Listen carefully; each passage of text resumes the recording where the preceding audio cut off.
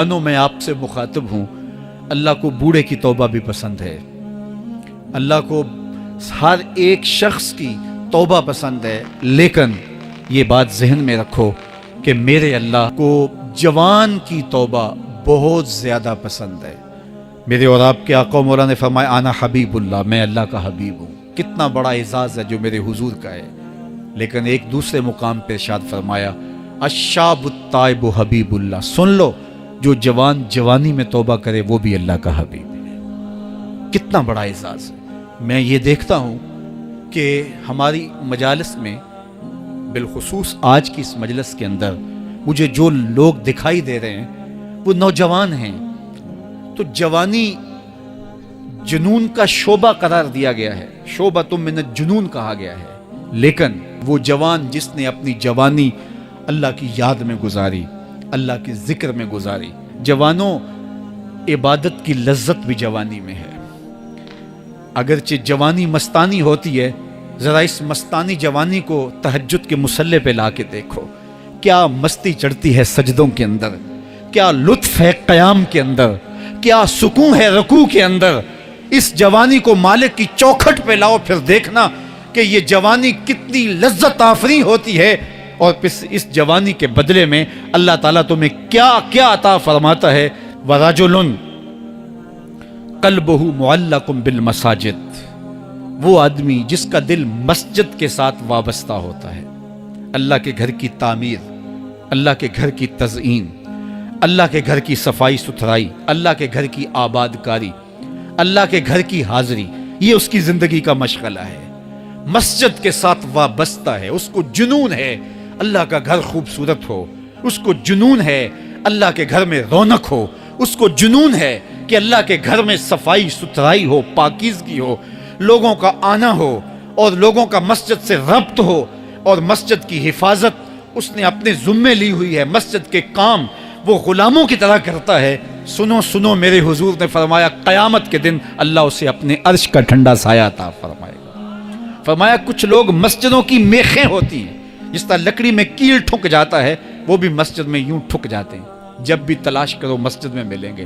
فرمایا جب وہ بیمار پڑ جاتے ہیں، اللہ کے فرشتے ان کے گھر میں حال پوچھنے جاتے ہیں۔ یارو، جوانی کے ایام میں مسجدوں کے ساتھ اپنے آپ کو وابستہ کرو، مسجدوں کی صفائی بھی اپنے معمولات میں شامل کرو۔ جس طرح آپ اپنے معمولات بتاتے ہیں کہ ویکینڈ پہ میں یہ کرتا ہوں، روزانہ کی میری جو ہے وہ ترتیب یہ ہے، مہینے کے بعد ایک مرتبہ یہ تفصیلی کام کرتا ہوں، اپنی زندگی میں مہینے بعد، 8 دن بعد، یا جب آپ کو فرصت ہو، مسجد کی صفائی کا اپنے اوپر ذمہ لو۔ کسی بھی مسجد میں چلے جاؤ، اس کو صاف کرو۔ جب تم اللہ کے گھر کو دھو گے، اللہ تمہارے دل کو دھو دے گا، تمہارے دل کو اللہ پاک کر دے گا۔ تو یہ مسجدیں کعبۃ اللہ کی بیٹیاں ہیں۔ اللہ تعالیٰ نے مسجدوں کے ذریعے زینت دی ہے زمین کو، جس طرح آسمان ستاروں سے سجا ہوا ہے، زمینیں مسجدوں سے سجی ہوئی۔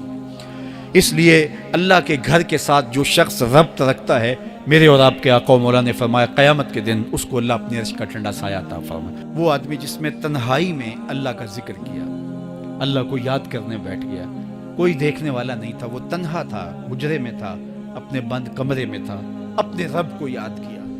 اللہ کی یاد کرتے کرتے اس کی آنکھوں سے آنسو ٹپکنے لگے، اس کی آنکھیں آنسوؤں کا خراج دینے لگی۔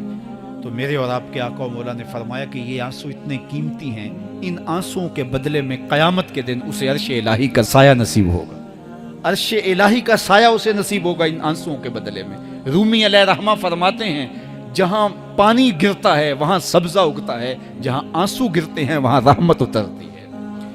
تو اس لیے جو اللہ کی یاد میں رونے کا لطف ہے، اور اللہ کی یاد میں آنسو بہانے کا اجر اور صلہ رکھا گیا ہے، یہ گناہوں کو دھو ڈالتا ہے، یہ اندر کی صفائی اور ستھرائی کا سبب اور ذریعہ ہے۔ میرے اور آپ کے آقا و مولا نے فرمایا راتوں کی تنہائیوں میں اٹھ کے قرآن پڑھا کرو، اور قرآن پڑھتے ہوئے رویا کرو۔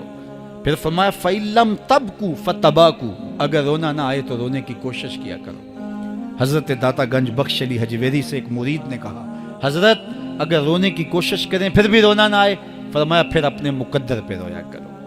تم اتنے سنگ دل ہو گئے ہو کہ تمہاری آنکھیں آنسوں کا خراج نہیں دیتی۔ جو رونا نہیں جانتا وہ اللہ کی رحمتوں کو اور اللہ کی کرم نوازیوں کو کیسے سمیٹ پائے گا؟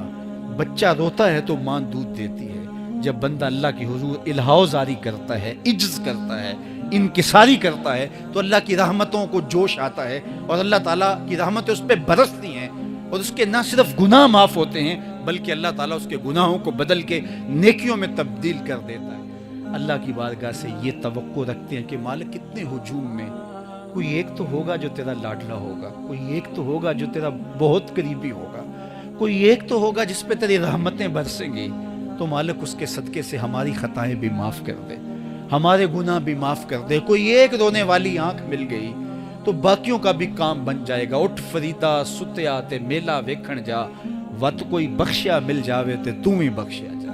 میرے مالک ہم سب کی خطائیں معاف کر دے، ہم سب سے درگزر فرما، اور ہم سب کے باطن کو ستھرائیاں دے دے، ہمارے اندر کو پاکیزگیاں دے دے۔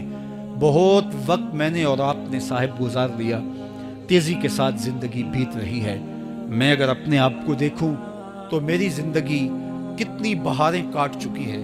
اگر آپ اپنے آپ کو دیکھیں، کوئی 60 سال، کوئی 20 سال، کوئی 25 سال، زندگی تیزی کے ساتھ گزر رہی ہے۔ بندہ جب سوچتا ہے کہ میں 40 سال کا ہو گیا ہوں تو آگے میری زندگی کے اگر 30 سال بھی ہیں تو 30 سال تو کافی ہیں، لیکن وہ پیچھے اگر پلٹ کے دیکھے تو 40 سال یوں گزر گئے جس طرح چٹکی بجائی جاتی ہے۔ جب چٹکی بجانے کے وقت میں 40 سال گزر گئے محسوس ہوتے ہیں، تو جو باقی 30 سال اگر ہوئے بھی، وہ تو گمان ہے میرا، وہ تو گمان ہے آپ کا، ہمیں تو ایک سانس کا بھی نہیں پتا۔ پوچھا گیا زندگی اور موت کے بارے میں کیا خیال ہے؟ کہا فجر پڑی ہے، پتہ نہیں ظہر پڑھ سکیں گے یا کہ نہیں۔ کہا اتنی لمبی امیدیں لگائے بیٹھے ہو، کہا ظہر پڑی ہے، پتہ نہیں عصر پڑھنے کا موقع نصیب ہوتا ہے کہ نہیں۔ کہا یہ بھی طول عمل ہے۔ ایک بولا عصر پڑی ہے، پتہ نہیں مغرب پڑھ سکیں گے یا کہ نہیں۔ کسی نے کہا ایک رکعت پڑی ہے، پتہ نہیں دوسری رکعت بھی پڑھنا نصیب ہوتی ہے یا نہیں۔ کہا یہ سب تمہارے منہ کی باتیں ہیں، میں تو کہتا ہوں ایک طرف سلام پھیرا ہے، پتہ نہیں دوسری طرف سلام بھی پھیر سکیں گے یا کہ نہیں۔ کیا موت اتنی قریب نہیں ہے؟ ہم نے اپنی آنکھوں کے سامنے لوگوں کو جدا ہوتے یوں نہیں دیکھا ہے؟ ہم کہتے ہیں اس کی خبر سنا رہے ہو موت کی، یہ تو میں نے ابھی سبزی والی دکان پہ دیکھا تھا۔ لیکن جب موت آتی ہے تو ایک لمحے کا تقدم اور تاخر نہیں ہوتا۔ تو صاحب آئیے اپنی زندگی کو اللہ اور اس کے رسول کی راہوں پہ ڈالیں۔ آج وقت ہے، آج موقع ہے، آج توبہ کا دروازہ کھلا ہے، کل سب کچھ نہیں ہوگا۔ آج اس کی رحمتیں آواز دے رہی ہیں، آج وقت ہے، وقت پر کافی ہے ایک قطرہ بھی آب خوش ہنگام کا، جل گیا جب کھیت برسا می تو پھر کس کام۔